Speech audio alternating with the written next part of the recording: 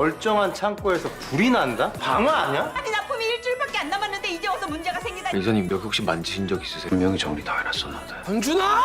내가 죽어도 태풍 상사는 안 망해. 여러분, 태풍 상사 12화 어떻게 보셨나요? 저는 솔직히 너무 속상했어요. 작가님은 어떤 폭풍 엔딩을 주시려고 이런 고통을 주실까요? 구명관과 차선택이 돌아오고 선택도 진실을 털어놓으며 헥사이다의 길을 갈 것으로 예상했지만 결국 태풍의 고난은 아직 끝나지 않았습니다. 멀쩡한 창고 안에서 갑자기 불길이 치솟고 혼자 남겨진 미선이 위험에 처하면서 다시 위기가 시작되죠. 저는 이 장면을 보면서 이렇게 되면 안 되는데 라며 가슴이 철렁 내려앉았습니다. 아마 여러분도 저와 같은 마음이었을 것 같은데요. 특히 마지막의 마지막까지 위기를 기회로 극복했지만 돌고 돌아 다시 온 시련이라니 이쯤 되면 태풍이 너무 안쓰러운데요. 오늘은 13화가 어떤 흐름으로 이어질지 예고편 영상에서 나온 단서들과 12화의 떡밥들을 짧고 명확하게 정리해봤습니다. 13화의 첫 핵심은 바로 방화 사건의 진짜 배후입니다. 미선을 위험에 빠지게 했던 그 화염은 우연이 아닌 누군가의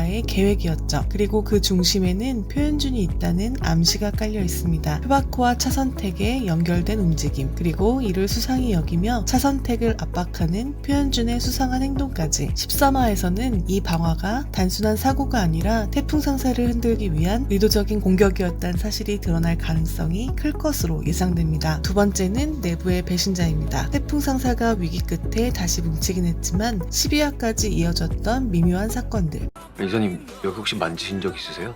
분명히 정리 다 해놨었는데. 문서가 뒤져진 흔적, 또 차선택의 불안한 행동들. 13화에서는 우리 안에 누군가가 있다라는 불편한 감정들이 서서히 드러날 것 같은데요. 태풍은 선택을 내부 배신자라 확신하게 되고 회사의 분위기가 크게 흔들릴 것으로 보입니다. 그리고 세 번째, 이 회차에서 가장 중요한 포인트는 불타버린 수술용 장갑을 다시 구매해야 하는 것이죠. 태풍은 표바코에게 직접 찾아가서 수술용 장갑을 사오려고 했지만 문제는 바로 대금이었습니다. 표바코는 절대 깎아주지 않을 것이고 외상은 절대 안 될 것이며 결정적으로 태풍은 시간이 없습니다. 이때 태풍이 선택할 수 있는 방법은 단 하나, 표바코의 약점을 파고드는 협상이죠. 표바코가 절대 거절할 수 없는 제안을 해야 할 텐데요. 13화에서 태풍이 던질 수 있는 카드는 방화 사건의 결정적인 단서를 찾아내 표바코를 압박하거나 차용증의 증거로 표바코를 옥죄이는 방법으로 이 난관을 해결할 것으로 예상됩니다. 과연 태풍은 어떤 방식으로 표바코와의 협상판을 뒤집을까요? 또 어떤 명장면이 탄생할까요? 한편 미선은 방화 사건 이후 태풍에 대한 마음이 크게 변화할 것으로 예상됩니다. 그저 조금은 소극적인 듯한 미선과 이런 미선의 마음을 이해해준 태풍은 화재 사건으로 서로 없어서는 안 될 존재로 느끼게 됩니다. 이런 감정의 변화가 13화 후반에선 중요한 축이 될 것으로 예상되는데요. 미선 역시 이번만큼은 절대 혼자 두지 않을게요. 차분하지만 단단한 내적 변화가 생기면서 둘의 관계가 한 단계 더 깊어질 것으로 예상됩니다. 방화 사건의 배후, 내부 배신자의 등장, 수술용 장갑의 가격 협상 전쟁, 미선의 감정 변화, 이 네 가지가 서로 얽히며 이번 태풍 상사 13화는 더욱 밀도감 있게 그려질 것 같습니다. 여러분은 13화의 어떤 장면이 가장 궁금하신가요? 여러분의 생각을 댓글로 남겨주세요. 오늘도 함께 해주셔서 감사합니다. 구독과 좋아요로 함께 해주세요.